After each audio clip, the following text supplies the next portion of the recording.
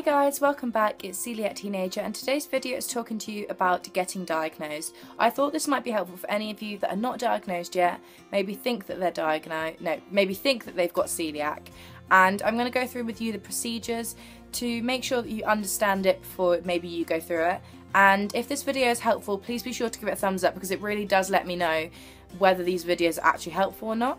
And if you have any requests for other videos that you'd like to know information about, then please leave that in the comments down below. I reply to all comments now, and I've been really enjoying answering all your questions and seeing what you've got. So the first thing you'll realise is that you've got some symptoms. Now, this doesn't happen to everybody. Not everyone always knows that they've got the symptoms because they may not feel anything. Like, obviously mine's very active and very obvious. Like, some are not as obvious as you may think.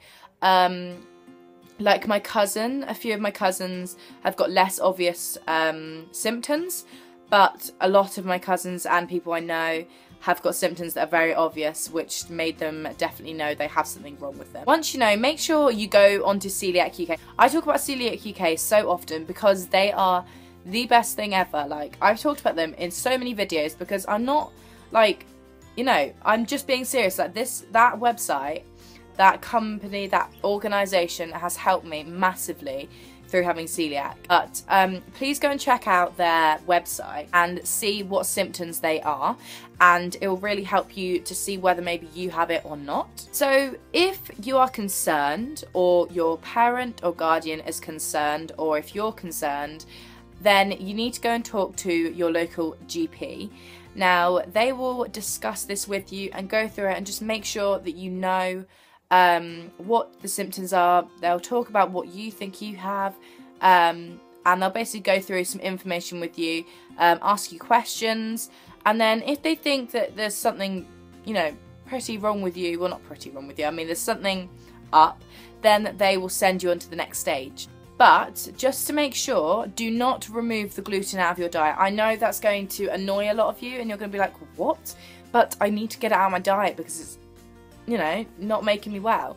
I completely understand. I was exactly in your shoes, and it's tough, but you've got to do it because they've got to be able to tell whether you've got it or not. And once you've done all these procedures, you are off gluten for good and you're going to be a lot happier. Well, that's what I hope. So the GP will take some blood tests, and these are going to indicate whether you have got positive celiac or negative. Now, you don't always have to be positive and have celiac. Some people are negative and still have celiac. I don't really know how it works, to be honest. I was definitely positive, but a lot of people are negative and still have celiac. So if the tests are positive, they will send you on to having a gut biopsy. Now, I had this, and this freaked me out a lot. I'm just going to be honest with you guys. It did. I was 9, so, you know, I kind of see why. So they'll put a camera down your throat. Some people have it up as well. I know a few people have had that, and I kind of feel for them. But you have it down your throat, and they're going to see the gut lining to see whether or not you have celiac. And this is going to determine whether you've got celiac or not. And this will be done by a gut specialist, obviously. For my kind of age, younger than me, I think it's under 16s or under 18s, I'm not particularly sure. I think it's under 16s. Then you will be put to sleep.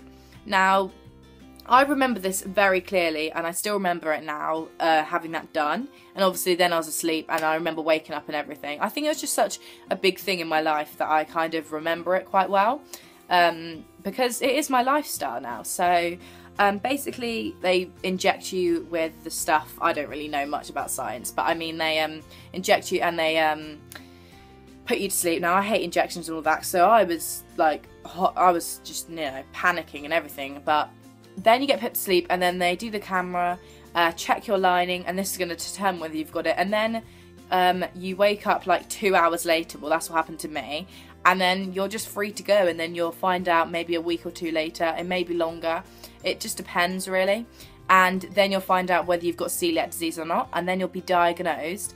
And then once you're diagnosed, you can now get prescriptions. And if you are under the age of 18, you get free prescriptions, which is actually really, really helpful. This is one of the reasons we did get me diagnosed, but also because we needed to make sure that it was definitely true that I had celiac, because it could be wheat-free. You never know. There's no point in taking out all the gluten when it could be just wheat, it could be just barley, it could be just rye, but it's more likely to be just wheat or gluten. Now, prescriptions, I will do a video on soon, but I don't want to go into too much detail about it now because I will be doing a video on it. But basically, you get food and you get that, so it's free. And if you're over the age of 18, then you need to pay for them, which really sucks. It does. It's not that fair, really. But at the moment, they are cutting it down, which is really unfair as well. But like, what can we do, you know? So yeah, but if you have celiac, then you can have a free prescription. I get free as well. My granny, however, is not diagnosed. I think I said in a few videos that she is, but she's not. But she gets prescriptions anyway, but she has to pay for it, so it's kind of pointless going through all the stages of being ill and stuff when she knew that she definitely had it, because we've got so many people in our family that have it that it was very obvious that it has to be celiac. And she's taken out of a diet and she's like practically fine now, so she has to pay for her prescription. But sometimes it's better to pay for the prescription because it's hard to get some of the stuff in shops, so she does that. And that is the stages of getting diagnosed. Tell me in the comments down below if you have more stages than that. I'm pretty sure they're the main ones, because that's what I went through. And yeah, I will do a video soon about what happens after you're diagnosed. And yeah, so I hope you enjoyed the video. Please be sure to give it a thumbs up if this was helpful, and I'll see you next time. Bye.